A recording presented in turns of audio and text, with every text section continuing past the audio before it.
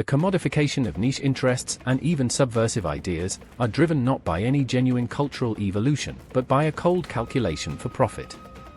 The higher powers, those who control the media, entertainment, and cultural institutions, have realized that they can exploit emotional biases and social trends to manipulate public perception and behavior, often in ways that are detached from logic or reason. As they become more comfortable in their positions of power, they tend to perpetuate and even encourage these irrational trends because it serves their financial and political interests. This cycle of exploiting niche markets for profit is part of the broader erosion of logic and rationality. People are drawn into these trends, swayed by emotional appeals or the allure of belonging to a certain cultural moment, all the while unaware of how they're being used as pawns in a larger game. The entertainment industry in particular has become skilled at identifying these pockets of emotional vulnerability and turning them into lucrative ventures. Over time, individuals lose their energy and willpower to resist or think critically. They become passive participants in a system that feeds off their emotional responses, and gradually, they just go with the flow. This also explains the sudden commodification of niche interests that were once ignored. They are no longer seen as subcultures, but as untapped markets ripe for exploitation. Rationality and individual defiance become increasingly marginalized in a society that thrives on emotional manipulation and mass compliance. Ultimately, the larger societal machine preys on this emotional consumption, making people complicit in their own stagnation while those in power enjoy the fruits of an engineered cultural landscape. Many social media platforms, like Facebook, Twitter, and even newer apps, have been designed with algorithms that exploit human psychology.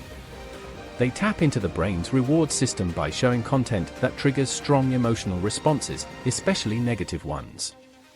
Studies have shown that negative emotions like outrage, anger, or fear create more engagement than neutral or positive ones, leading users to keep scrolling, interacting, and ultimately spending more time on the platform. This is known as the outrage economy, or negativity bias, where controversial or emotionally charged content gets more traction because it's more likely to provoke reactions and discussions.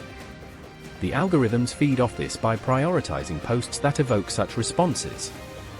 This keeps users hooked, seeking validation or argumentation, often unconsciously craving the next emotionally charged post. The platforms have little incentive to curb this manipulation because it drives engagement and, by extension, revenue through ads. It's the attention economy in action, where user attention is the most valuable commodity, and emotional manipulation is the most effective tool to capture and keep that attention. People in the industry have even admitted that these tactics are deliberate. Former employees of major platforms, including those from Facebook, have spoken out about how these companies engineer their algorithms to maximize user engagement, often at the expense of mental health and well-being. Tristan Harris, a former Google design ethicist, for instance, has highlighted how these platforms are designed to exploit psychological vulnerabilities. In the end, the cycle of negativity, scrolling, and emotional manipulation isn't an accident, it's the result of platforms being optimized to profit from human psychology, with little regard for the societal consequences. The evolution of online discourse, especially surrounding anime or other niche media, is a direct result of the manipulative nature of social platforms. The internet's tendency to foster extreme reactions is now part of how media is consumed and critiqued. Negative commentary, drama, or controversy surrounding anime often generates more attention than well-reasoned, balanced critiques. This phenomenon of outrage culture, or drama for clicks has escalated, even in spaces that previously thrived on shared passion for the medium. This is particularly visible in anime criticism, where something as simple as an artistic choice, plot point, or social commentary can become a battleground for extreme opinions. Content creators or critics who thrive on negativity tend to influence broader conversations, often blowing minor issues out of proportion to create waves. This, in turn, draws others in, whether they are defending or attacking the medium. It has transformed what was once a more niche interest into a battleground for moral outrage and cultural debate. This shift isn't isolated to anime, it reflects broader changes in media consumption. Since emotional engagement drives profit, especially negative engagement, the platforms themselves are incentivized to amplify these dramatic and polarizing narratives.